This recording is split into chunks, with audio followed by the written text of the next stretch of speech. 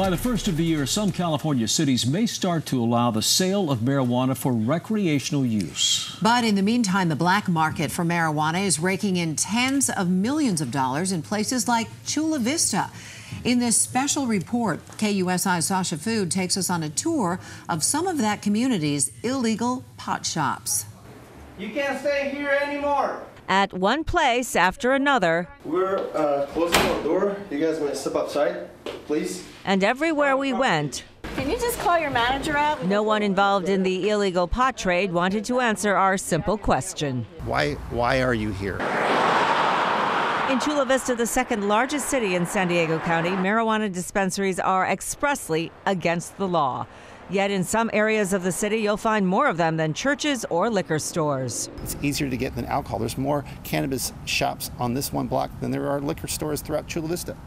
Does that tell you something? We asked Zachary Lazarus, who owns a legal permitted dispensary in San Diego, to come along with us to find out who and why these shops were flouting the law. This dispensary was one of a bunch squeezed into a 2-block area on 3rd Avenue. Please leave the property right now. All right, do you want to call the police on us? The what? Call the police on us. I can do that. Yeah, call them. No? Call them. Please, ma'am. Call them. They have no permits, they pay no taxes, and still they find a way to stay open. Without having the tools to prosecute the laws that they have on their existing books, it's a shame. Our next stop just a few doors down, where we asked, could we speak to someone in charge? A man wearing a shirt that said security was less than happy to see us. Private property, sir. This is my place. Where's your business license? Yeah, None of your business. We don't know that this is... None of your business. You get it? Get the up. After a few tense moments in the waiting room, another man emerged, offering us a bath bomb, but no real answers. I'm sure that the business has received notification to close its doors. I don't think so. No? Usually they post notices on the doors, not yet. Are you sure you don't want to try a bath bomb? Our tour was just warming up. 1 block away, we approached a rundown building at 286 Emerson, a former dispensary closed by the city attorney's office.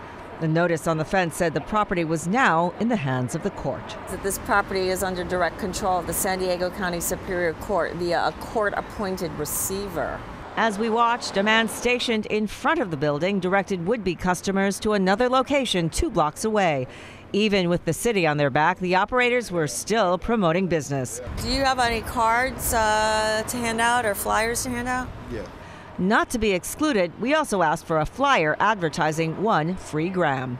I got a referral for another location at 1249 3rd. Want to visit? It says visit us now. Good suggestion. The address on the flyer sent us here to this unmarked building. We saw cars and people going in and out of the lot, but when we got to the door, someone inside thrust himself in front of us to block the entrance and then used his muscle to throw us out. Excuse me, can you call your manager or your proprietor out? We'd just like to ask them a couple of questions. We don't need to get into a push and shoving match here. Come on. Not to be deterred, we tried to visit 2 more places, an unlicensed dispensary in this business park in Eastlake and another storefront on Broadway, just steps away from a Starbucks drive-through. Not here for the pumpkin spice latte. Again, no one at any of these shops would speak to us. Not only could they be selling cannabis, they could be selling something else that we're not aware of that could be jeopardizing the health and safety and welfare of the community. We did find someone who wanted to talk to us at our very last stop, Chula Vista's City Hall. We ban the operation of all marijuana businesses. City Attorney Glenn Coogan's is the person who is responsible for shutting the shops down. One of the many challenges of this type of illegal operation is that it's very difficult to actually identify the operator. The way the law is written, the city only has the power to use civil enforcement. That means citing the business or the landlord for code violations and then slapping the offenders with fines. If we have the landlord on our side and not complicit with the operation of the business, because sometimes that happens as well, we're usually in a better position to shut the business down more quickly. But even fines as hefty as $2,500 a day don't seem to chase most of the operators out. It doesn't deter them. They have that money to pay the penalties. We told Coogan's about the complaints of other residents who are stuck with these neighbors. At that business park in Eastlake, there's a dance studio and a judo school.